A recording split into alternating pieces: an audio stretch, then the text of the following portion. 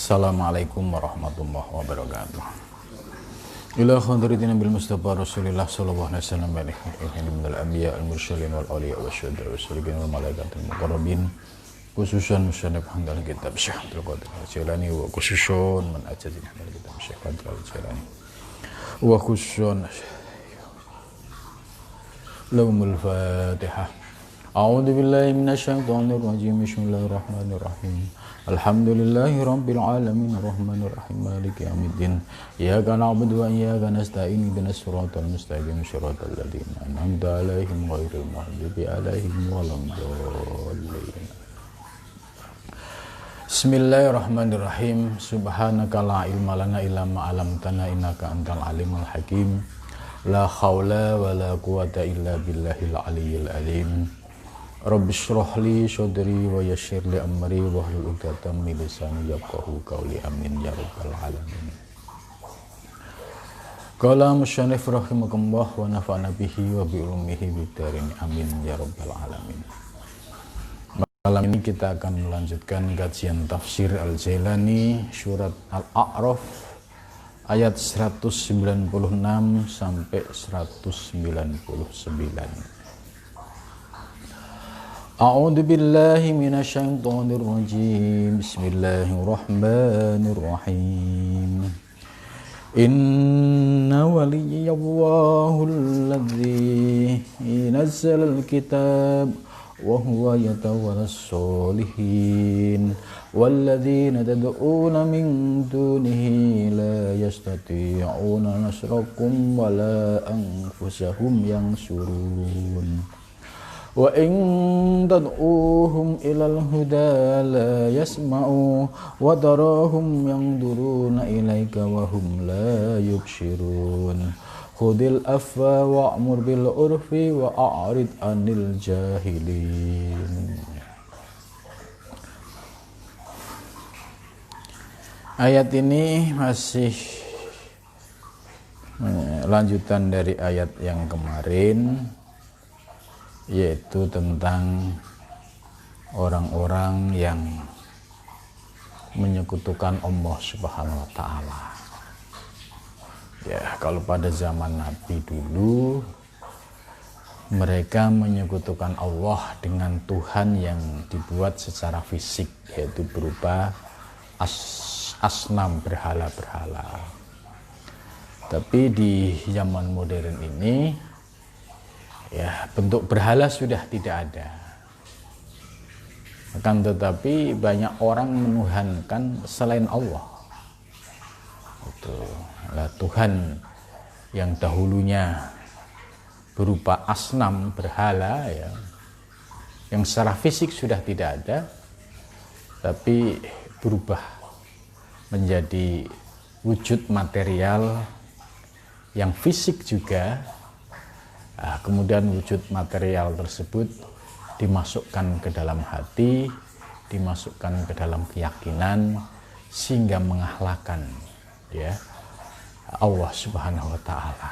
Keyakinan mereka terhadap Allah lemah, akan tetapi mereka lebih berpegang teguh kepada duniawi materi yang dibanggakan itu. Itulah makna dari berhala di dunia modern. Selanjutnya, inna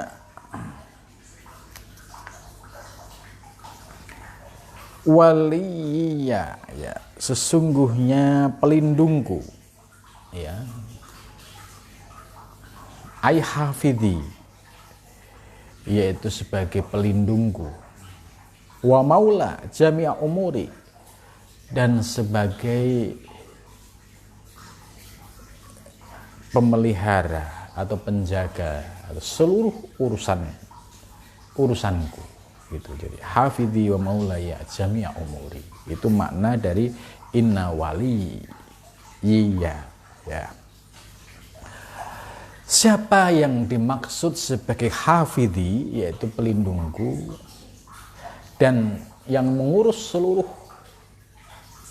perkara dalam hidupku, itu siapa? Nah, di sini akan terdeteksi siapa sesungguhnya yang mendominasi akal, pikiran, dan hati seorang hamba. Kalau seorang hamba pikirannya sudah dipenuhi dengan ta'aluk, ya, bergantung dengan makhluk, ya, bergantung dengan jabatan, bergantung dengan atasan, bergantung ya dengan pimpinan yang dianggap mereka adalah sangat menentukan hidup dan mati, maka keyakinan yang demikian ini ya mulai tergerus, akidahnya mulai melemah, sebab dia sudah bergantung kepada makhluk, ya dia akan lebih takut kepada makhluk dibandingkan takut kepada Allah. Gitu. Nah, ini sering terjadi ya bagi orang yang kerja ya di perusahaan, ya karena ketakutan kepada atasan itu mengalahkan ketakutannya kepada Allah Subhanahu wa taala. Nah, ini yang harus dibenahi. Ketakwaan atau ketakutan kepada Allah adalah segala-galanya. Ya, sedangkan ketaatan dalam dunia kerja itu sebagai profesionalisme. Ya, jangan dimasukkan ke dalam hati. Yang ditakuti hanya Allah. Maka tatkala ya waktunya kerja, kemudian ada panggilan sholat ya, dan kebetulan waktunya istirahat ya, utamakan untuk melaksanakan ibadah sholat. Karena ini sebagai bukti ta'aluk kita kepada Allah itu lebih dominan. Itu karena itu ya jangan sampai kita salah memahami ayat ini. Ada kalanya orang yang memiliki penafsiran yang tidak tepat. Wah, semua pelindungku adalah Allah. Ya. Saya tidak takut atasannya. Saya tidak takut siapapun. Sementara dia masih kerja. Ya, masih mencari rezeki di sebuah perusahaan. Ya, kalimat ini nggak boleh untuk diumbar seperti itu.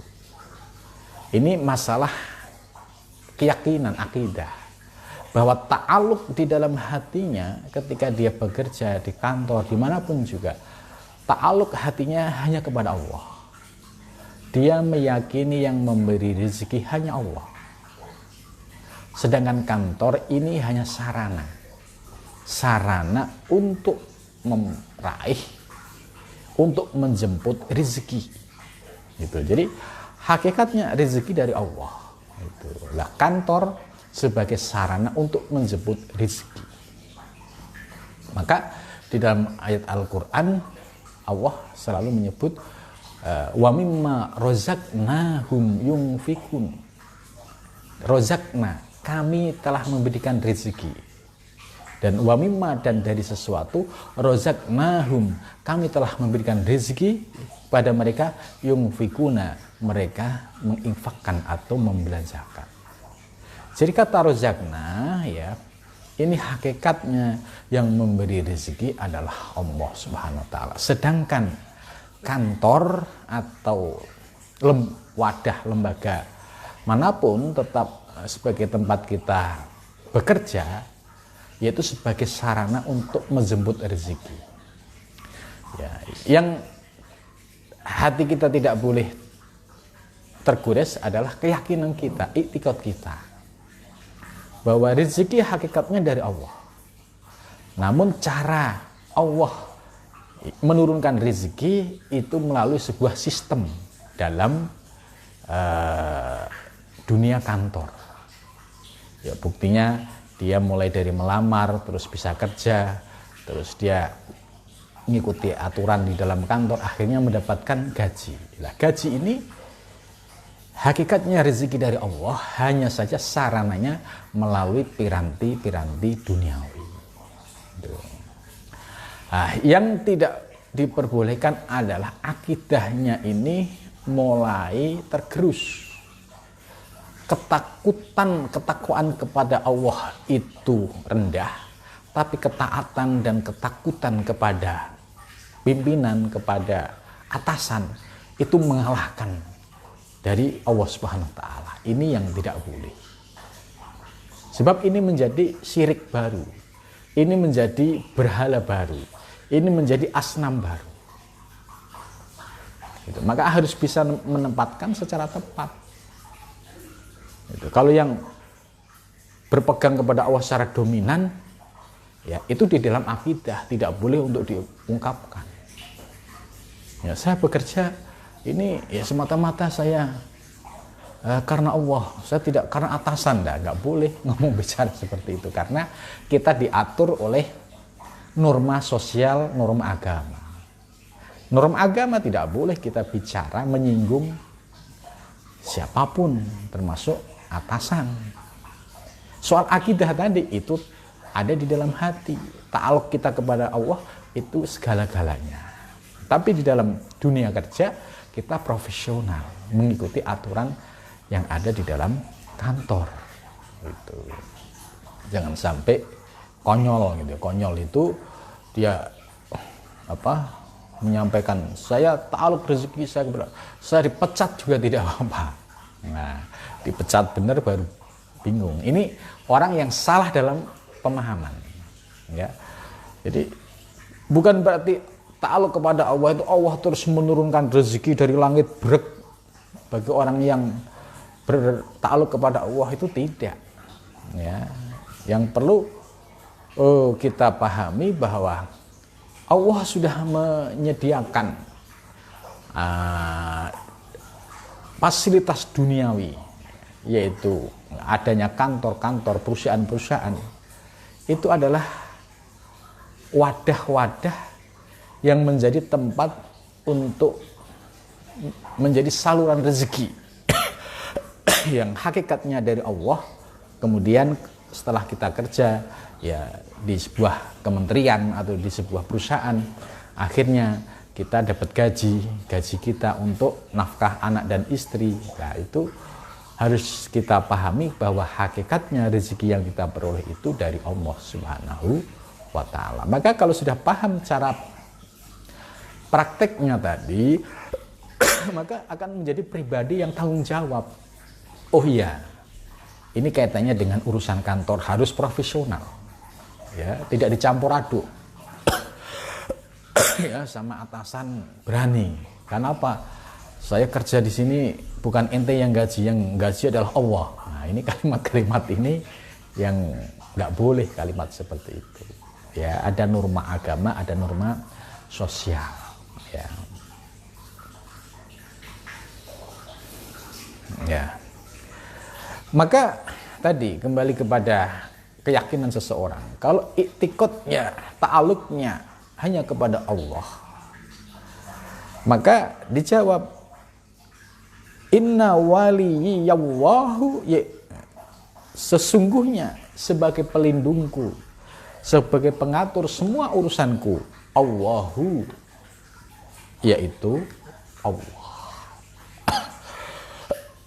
Allah yang mana gitu disifati. Ya alladzi itu mausul ya. Nazzalal kitab, yang telah menurunkan alkitab, kitab. Gitu. Yaitu Allah yang telah menurunkan alkitab. Jadi alkitab itu ya kitab-kitab samawi. Seperti Quran, kemudian Taurat, Zabur, Injil, itu termasuk ya kategori alkitab itu.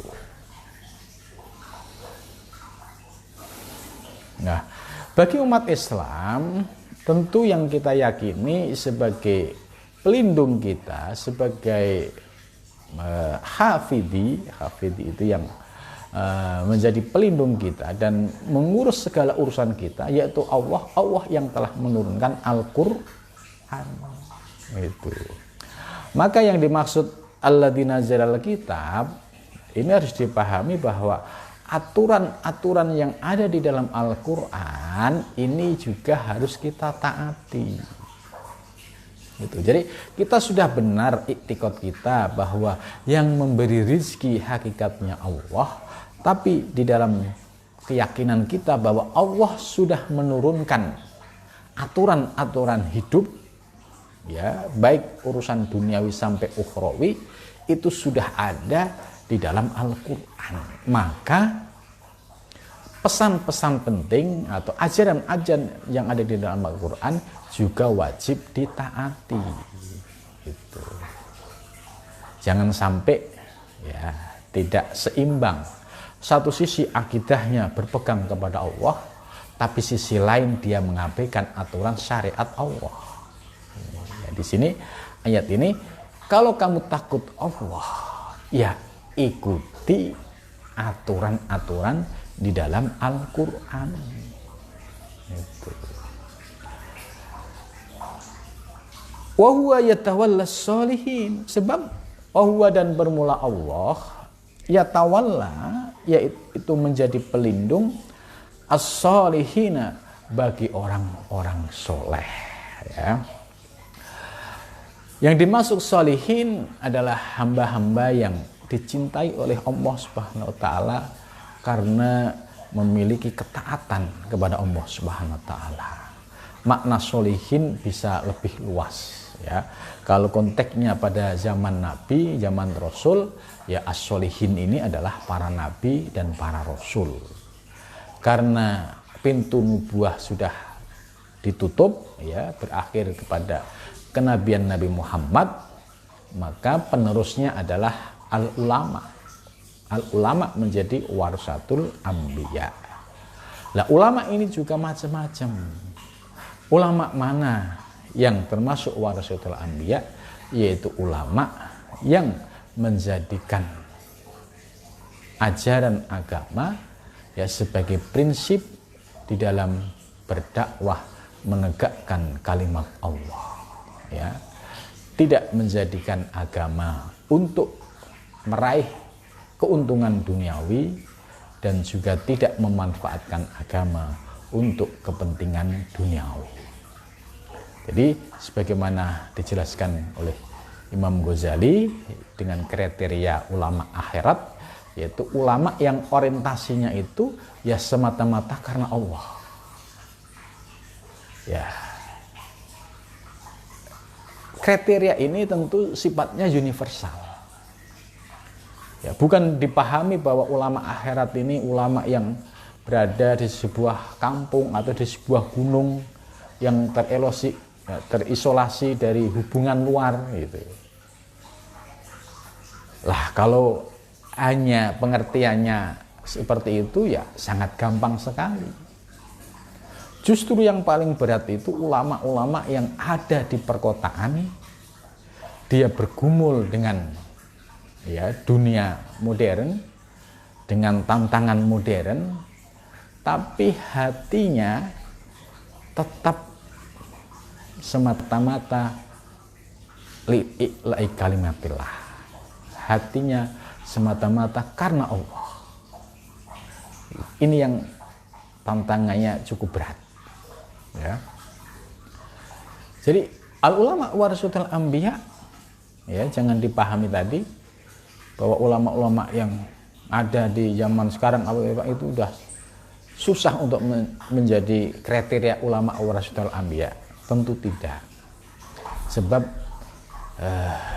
setiap pribadi itu punya prinsip yang mungkin orang lain tidak tahu. Tapi pada dasarnya bahwa ulama akhirat adalah ulama yang orientasinya di dalam dakwahnya itu semata-mata untuk li'i'la'i kalimatillah, ya. Dia dalam berdakwahnya semata-mata karena untuk menegakkan agama Allah Subhanahu wa taala, bukan untuk kepentingan duniawi. Maka sebaliknya, kalau ulama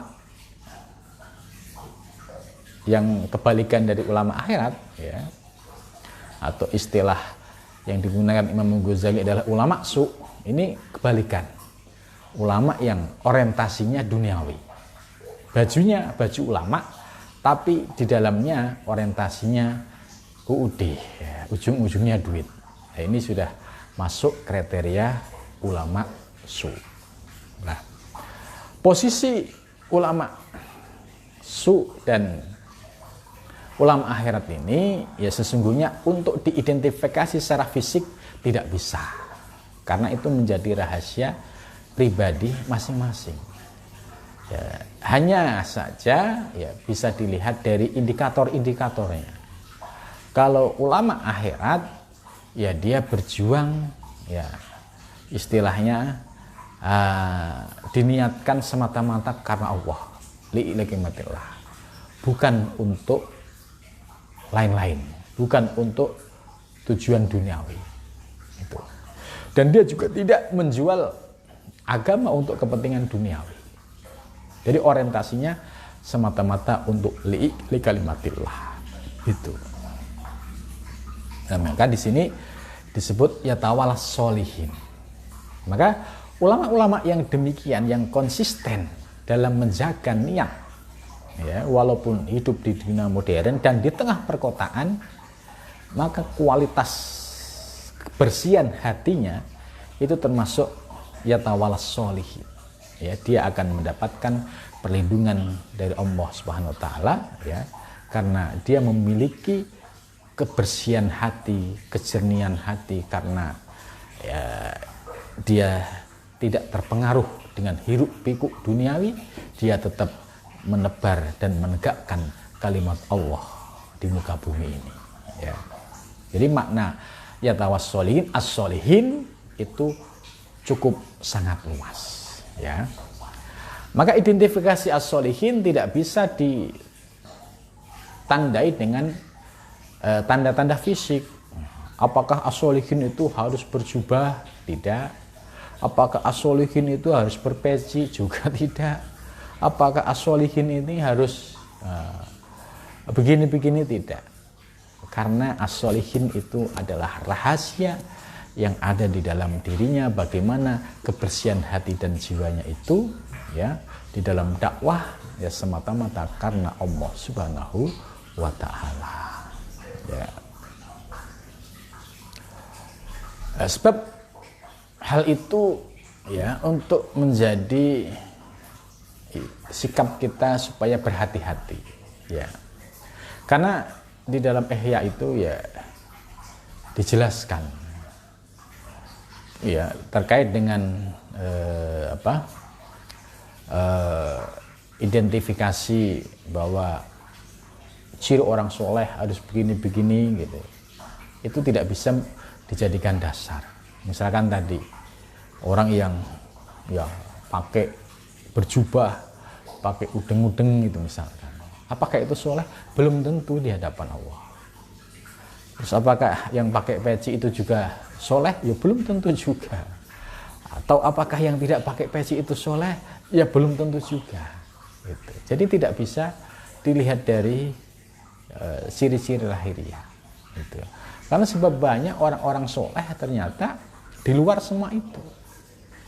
Ada yang wujudnya itu wujud yang kelihatan manusia hina, tapi di sisi Allah dia memiliki kemuliaan, memiliki derajat yang tinggi. Itulah kekasih-kekasih Allah. Ya. Itu, maka dalam memahami makna as-solihin ini lebih terbuka dan lebih substantif.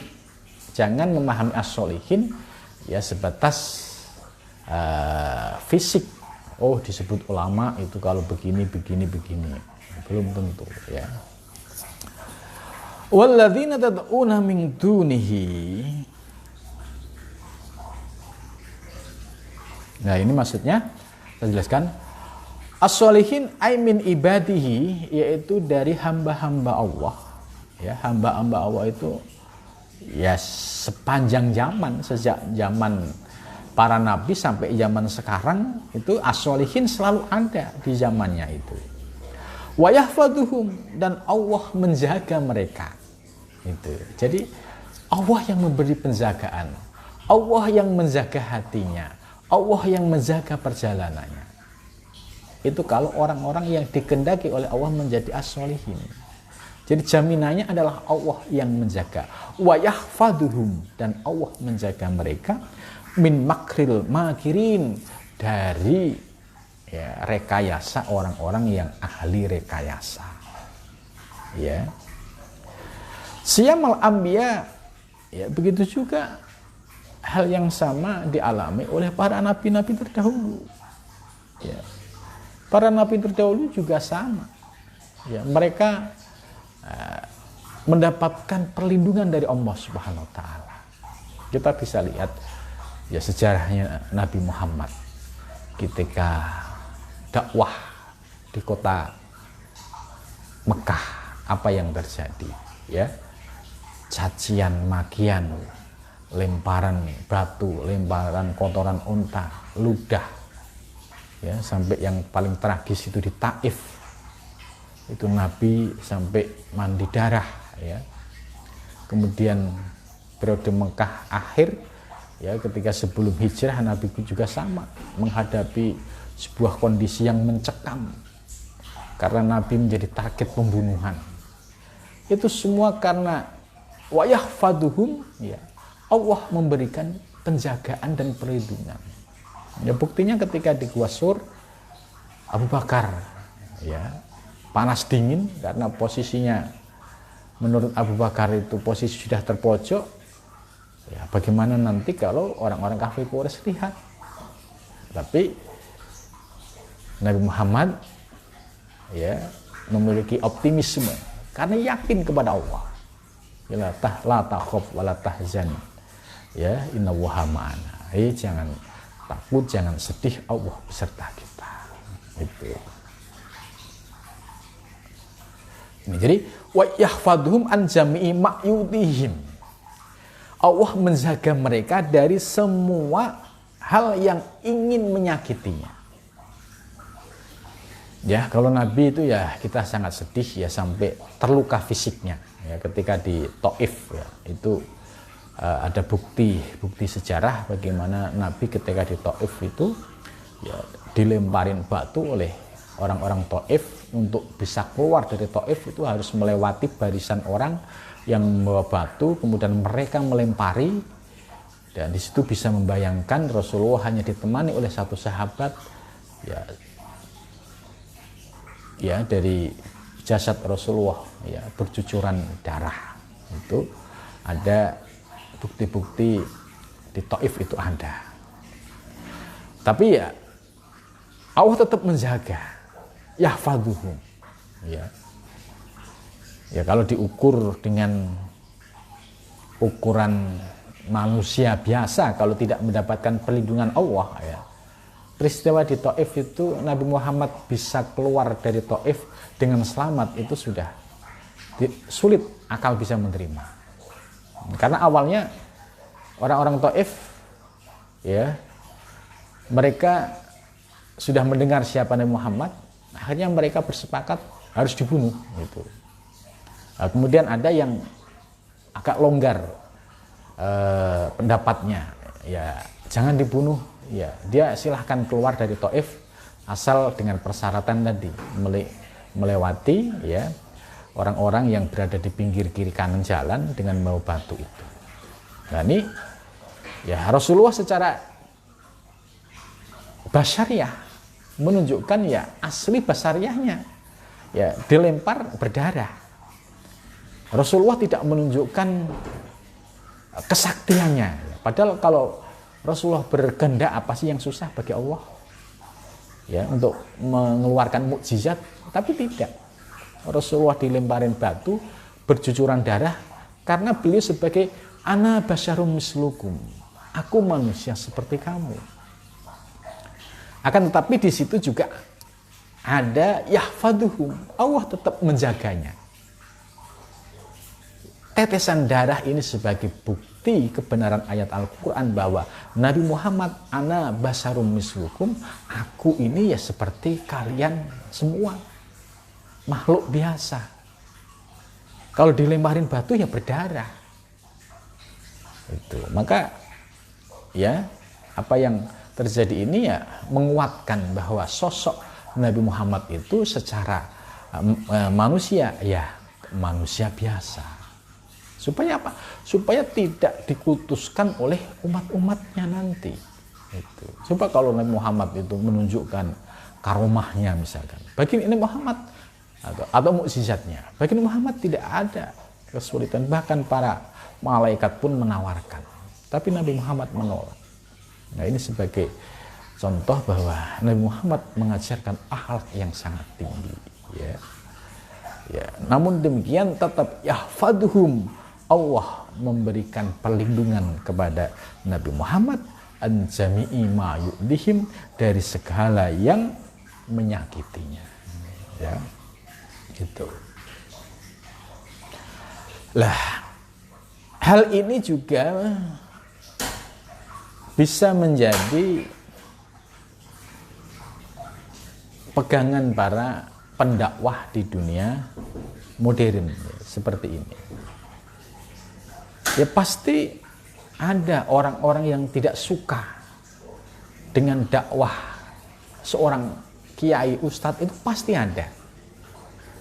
Dan ada juga upaya-upaya untuk menghentikan, untuk mencegah, untuk melarang, itu selalu ada. Karena udah dijelaskan min makril makirin, ya, dari rekayasa orang yang membuat rekayasa. Jadi orang-orang yang tidak suka itu akan melakukan segala cara. Tapi lihat ciri-cirinya. Kalau orang-orang tersebut adalah orang yang termasuk dicintai oleh Allah, maka janji Allah yahfaduhum, akan dijaga oleh Allah dari orang-orang yang memiliki niat tidak baik atau orang-orang yang memiliki rekayasa, ya, untuk melakukan tindakan-tindakan yang menurut dirinya itu bisa menghentikan dakwahnya. Dan ini sangat mungkin terjadi di zaman sekarang. Ya, ada ya, kisah kiai yang dalam berdakwah difitnah sana sini, padahal ajarannya hak. Ya, kemudian direkayasa dengan berbagai macam cara. Ya, kita lihat bahwa orang-orang yang niatnya tulus dalam berdakwah li kalimatillah, itu pasti yahfaduhum, akan diberikan perlindungan oleh Allah Subhanahu wa taala. Sedangkan orang-orang yang merekayasa, orang-orang yang punya niat buruk, pasti hancur dan pasti mereka akan merasakan dampak dari perbuatannya itu, ya. Dan itu sudah terbukti dari zaman Nabi sampai zaman sekarang. Jadi apa yang ditafsirkan oleh Syekh Abdul Qadir Jailani ini ya sangat relevan sekali dengan tantangan dakwah di dunia modern ini. Bukan berarti ya tidak ada tantangan, gitu. Pasti ada tantangan, itu pasti ada. Dan orang yang tidak suka juga pasti ada. Orang yang ingin menghentikan juga ada. Orang yang melakukan berbagai macam supaya dakwah ini tidak berkembang juga ada. Atau istilahnya melakukan sabotase misalkan, itu pasti ada. Tapi Allah akan selalu menjaga orang-orang yang dicintainya ini dari rekayasa, dari keinginan-keinginan orang yang memiliki niat tidak baik itu, ya. Ini janji Allah di dalam Al-Quran. Maka kenapa yatawas solihin, kata as-solihin ini bermakna umum, karena maknanya universal, bisa dimaknai dari Nabi sampai ulama-ulama yang berjuang di zaman sekarang ini, ya. Ini artinya ayat ini ya sebagai jaminan kalau seorang ustadz dakwahnya adalah benar, hak, ya pasti akan yahfaduhum, Allah akan menjaganya. Walladzina tad'una, dan adapun orang-orang yang mengajak min dunihi, dari selain Allah, la yastati'una, mereka tidak mampu nasrakum, menolongmu, wala anfusahum, dan tidak dapat menolong dirinya, wala anfusahum, dan juga tidak pada dirinya, yang suruna, mereka menolong. Ya, ini maksudnya ya Di satu sisi ada kelompok orang-orang soleh, ya. Tapi di sisi lain ada kelompok tolihin. Ya, tolihin itu kelompok orang-orang yang tidak soleh, artinya orang yang toleh. Orang toleh itu ya orang yang istilahnya punya niat tidak baik, ya, punya niat jahat, punya niat buruk, itu termasuk tolihin. Nah, orang-orang yang termasuk tolihin ini ciri-cirinya gampang. Dia selalu mengajak orang untuk berpaling dari jalan Allah. Ya. Dia berusaha mempengaruhi, memprovokasi orang lain supaya untuk berhenti dari menuju Allah. Berhenti dari mengaji ya, ilmu-ilmu yang hak. Ini selalu ada. Alladzi tad'una min duni itu selalu ada. Kalau zaman Nabi ya jelas, yaitu kelompoknya Abu Jahal, Abu Lahab. Kalau di zaman sekarang ya mungkin wujudnya ya manusia-manusia yang ada, tapi kita bisa lihat kejernihan hatinya dan keburukan hatinya. Kalau dia kejernihan hati, ada kejernihan hatinya, ya dia akan bisa menerima. Kalau di dalam hatinya ada keburukan, ada kotoran, ya pasti alladzi tad'una min dunia, dia selalu mengajak untuk berpaling dari jalan Allah. Ya. Watang suruna minhum. Ya. Jadi dia untuk mengajak berpaling dari jalan Allah, wahum la yastati'una, sementara dia sendiri itu tidak mampu menolong dirinya sendiri. Gitu. Jadi jangan sampai orang yang ngajak-ngajak nggak benar ini jangan diikuti. Dia menolong kamu itu nggak mungkin bisa. Jangankan menolong kamu, menolong dirimu sendiri aja nggak bisa. Menolong dirinya sendiri aja nggak bisa. La yastati'una nasrokum, mereka ini tidak mampu menolong dirinya. Menolong dirinya ini, la yastati'una nasrokum, dia itu tidak mungkin bisa menolong dirimu. Ya artinya secara lahiriah bisa memiliki dua makna. Mungkin urusan duniawi juga dia tidak bisa menolong, urusan ukhrawi dan dia juga tidak bisa memberikan pencerahan ilmu untuk menuju Allah. Jadi bagaimana orang yang seperti ini diikuti? Wong untuk menyelamatkan dirimu aja nggak bisa. Jangankan dirimu, wala anfusahum yang surun, dan menolong dirinya pun juga tidak bisa. Bagaimana menolong dirinya? Wong hatinya dalam kegelapan. Di dalam hatinya penuh kebencian. Di dalam dirinya ada hasud, ya, iri dengki, ya, ada dendam, hukut.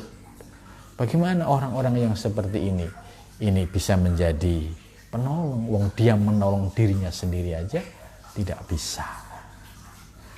Ai kaifa yang surunakum. Bagaimana orang seperti ini bisa menolong kamu? Wahum la yang suruna amsu, sementara dia menolong dirinya saja tidak bisa. Kenapa? Li adam istidadihim wa qabiliyatim, karena ya dirinya tidak memiliki persiapan dan bekal keimanan yang baik, yang lurus. Tadi ya, di dalam dirinya dipenuhi dengan kebencian, dipenuhi dengan iri dengki, dipenuhi dengan hukut, dendam. Orang-orang yang di dalam dirinya dipenuhi dengan penyakit-penyakit itu, mana mungkin bisa menolong orang lain, wong menolong dirinya saja tidak bisa. Ya, ini sebenarnya ayat ini luar biasa ini maknanya. Gitu. Jadi tetap relevan sepanjang masa. Ya, mungkin kita juga bisa merasakan ya bahwa relevansi ayat ini itu benar-benar universal sepanjang zaman. Gitu. Ya, karena itu jangan sampai kita terpengaruh ya ajakan orang-orang yang memiliki kriteria seperti ini. Dia mengajak berpaling dari jalan Allah. Ini sudah nikmat-nikmat berjuang di jalan Allah, berpaling. Ya, kemudian Allah menjelaskan orang yang seperti ini, ya, kalau ada orang yang ngikutin, ya namanya terjerumus. Wong dia menolong dirinya aja nggak bisa, bagaimana menolong dirimu? Itu ini teguran dari Al-Quran. Gitu. Kenapa demikian? Karena wamin hubsi, karena di dalam dirinya ada istilahnya keburukan, atau ini ya, di dalam hatinya dipenuhi dengan penyakit-penyakit hati, yaitu hubusiyatihim. Jadi di dalam dirinya itu banyak sekali penyakit-penyakit batiniah yang menggerogoti, ibarat virus yang menggerogoti dirinya. Ya, istilahnya bagaimana orang yang di dalam hatinya ada dendam, ada hasud, ada benci. Ini nggak mungkin bisa memberikan petunjuk atau menjadi partner kita yang bisa menyelamatkan kita di dunia dan akhirat. Ini sangat sulit, ya. Wa in tadhum, dan jika dia mengajakmu, ya. Wa in tadhum, dan jika kamu mengajak mereka, ini tad'u ini mukhatab, ya. Tad'u, dan jika kamu mengajak mereka, orang-orang yang tadi memiliki ciri-ciri tadi, ya, dia ngajak kepada jalan selain Allah, ya. Terus kita ajak, ayo sini lo, ayo kembali ke jalan yang benar yuk, gitu. Ilal huda, kepada petunjuk. Layas mau, dia tidak bakalan mau dengar, ya, nggak mau dengar nasihat-nasihat apapun. Kenapa? Hatinya sudah digerogoti virus-virus tadi. Virus suudon pertama kali, kemudian setelah suudon, ya, virus iri dengki, virus hasud, udah semakin menjadi-jadi, virus sombong. Kalau gitu saya juga bisa, sombong, ya, virus takabur. Akhirnya udah susah untuk bisa keluar dari jebakan ini, ya. Maka orang-orang yang seperti ini, dia nasihatin baik-baik, nggak bisa, pasti melawan. Layas mau, nggak bakalan mau denger dia. Ayo walayak balu, tidak mau bisa menerima, ya, tidak bisa menerima. Kenapa demikian? Ya, sekalipun kita mengajak ini dengan dalil-dalil yang jelas, gitu, tetap ditolak karena hatinya sudah dipenuhi dengan virus-virus minal khobais al-batiniyah, yaitu keburukan-keburukan batin, ya, yang sudah menggerogoti dirinya. Watarohum, dan kamu akan melihat mereka. Itu. Jadi watarohum, dan kamu akan melihat mereka, maksudnya ayuhal muktabir, jadikanlah orang yang seperti ini sebagai ibroh, pelajaran. Jadikan ini sebagai ibroh. Kamu telah diberikan contoh, ini orang yang telah ditutup hatinya, ya, kemudian sikapnya seperti ini, ya. Ini watarohum yang duruna ilaika, mereka melihat kamu, ya. Sebenarnya dia kalau diajak dengan kebaikan, hati nuraninya itu nerima, cuma egonya tadi yang menutup. Egonya tadi yang sudah ada hasud, hukut, itu yang menutup lagi. Kalau hati kecilnya, iya, dia itu ajarannya benar. Oh, dia itu yang disampaikan benar. Karena bukan ajaran dia adalah menyampaikan ajaran yang hak. Itu. Jadi hatinya itu menyatakan benar, tapi karena egonya, virus kebencian, virus iri dengki, virus itu akhirnya tidak bisa diterima oleh mereka, itu, ya. Ini ayu wayasuna wayasmauna min qalbillah wahum, dan bermula mereka, ya mereka tadi orang yang menolak diajak kepada jalan yang benar karena hatinya sudah dipenuhi dengan virus-virus kebencian, virus iri dengki, susah untuk dinasehatin, ya la yubsirun, mereka tidak bakal bisa melihat kepada kebenaran.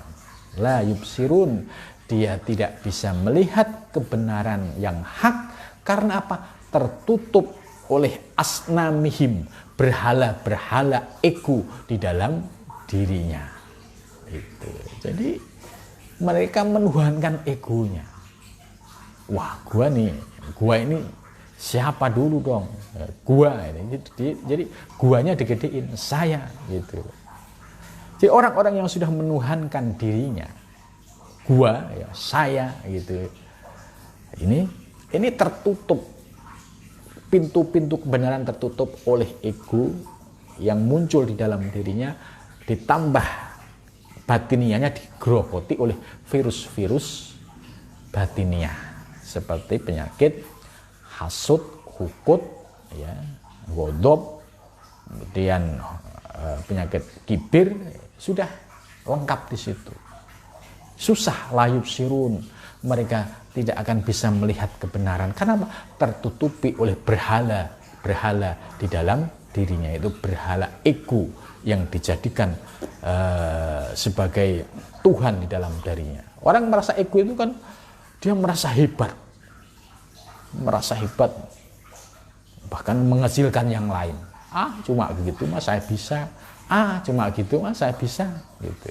Ini namanya orang yang sudah, ya, dirinya dipenuhi dengan asnam tadi. Ini ila asnam. Wala yata'amul, dan dia tidak pernah bisa berpikir jernih, tidak bisa. Itu. Wala yatafattanuna, dan dia tidak bisa bersikap cerdik. Ya, cerdik itu melihat situasi kemudian dia bisa mengambil kesempatan yang manfaat. Itu. Ya. Wahum zailun wa khayalun batilun, ya, mereka sudah terjebak pada imajinasi-imajinasi yang digerakkan oleh iblis yang menguasai dirinya, yaitu keangkuhan, kesombongan. Nah, itu sudah memenuhi dirinya. Batilun, ya, wa khayalun batilun, dan semua itu adalah imajinasi-imajinasi yang batal. Dan mereka sudah keluar dari fitrah akal yang sehat, ya, jadi dia sudah keluar wa khuruji an muqtadul akli al fitri, dia sudah keluar dari akal yang fitrah, diajak, dinasihati susah untuk menerima itu, karena merasa dirinya hebat, padahal ya kalau dilihat ya dia nggak ada apa-apanya, ya, ilmu juga nggak ada, prestasi nggak ada, cuma karena merasa tadi, ini kan yang menjadi Tuhan asnam gitu, karena merasa, ya, padahal ini merasa ini hanya imajinasi dalam pikirannya. Ini dijelaskan khoyalun batilun, itu imajinasi yang batal, yang dia ciptakan sendiri. Padahal orang melihat, ya dia bukan apa-apa, bukan siapa-siapa. Gitu. Nah, orang yang terjebak seperti inilah yang istilahnya di dalam ayat Al-Quran ini, ya, la yubsirun, dia tertutup mata hatinya dari melihat kebenaran. Bal yasirruna ala ma hamma alaihi utuwan wa inadan, dan mereka bahkan semakin menjadi utuwan, orang yang angkuh, sombong, wa inadan, dan menentang. Gitu. Dia akan menjadi orang yang sombong dan bahkan menentang. Ini penafsiran Syekh Abdul Qadir Jilani ini luar biasa, dan artinya ya ayat ini ayat Al-Quran yang punya makna universal. Pasti setiap zaman ya selalu ada kejadian-kejadian yang memiliki kesamaan dari kisah-kisah yang dijelaskan dalam ayat Al-Quran ini. Maka dari itu para pendakwah ya harus ya memiliki kekayaan wawasan, keilmuan, terus bagaimana melihat para nabi terdahulu dan bagaimana melihat penafsiran Syekh Abdul Qadir Jailani ini terkait ya di dalam dakwah terkait dengan kebersihan hati dan jiwa gitu. Maka ayat berikutnya khudil afwa, khud ambillah, al afwa maaf. Jadi kalau ada orang seperti itu nggak usah dipikir gitu ya, nggak usah dipikir, dicuekin saja. Khudil afwa, ambillah maafnya, sudah dimaklumi aja. Wa'mur bil urfi, dan perintahlah kepada kebaikan ya.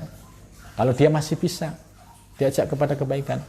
Kalau sudah susah, wa'arid anil jahilin, dan berpalinglah dari orang-orang bodoh. Mereka ini orang bodoh, tapi ngeyel dengan pendapatnya, seolah-olah merasa benar. Ya, kalau dia sudah susah, ya khudil afwa, ya maafkan. Walaupun kalau bisa ya diperintah, diajak yang baik. Kalau nggak bisa, wa'arid anil jahilin. Jelas berarti orang-orang yang punya sikap seperti itu adalah termasuk orang-orang jahilin, orang-orang yang bodoh. Ya, jadi ayat ini ya menurut saya sangat mencerahkan bagi kita ya, kaitannya dengan bagaimana kita memahami makna batiniah dari pesan-pesan ayat Al-Quran ini sebagaimana yang dijelaskan oleh Syekh Abdul Qadir Al-Jailani ya. Mudah-mudahan kita bisa mengambil hikmah dari ayat ini dan bisa menjadi pelajaran bagi kita. Mudah-mudahan kita senantiasa memohon kepada Allah diberi bimbingan lahir dan batin, bisa istiqomah mengkaji dan bisa istiqomah mengamalkan ilmu, dan mudah-mudahan kita diberikan anugerah wusul ilallah. Amin ya rabbal alamin. Wassalamualaikum warahmatullahi wabarakatuh.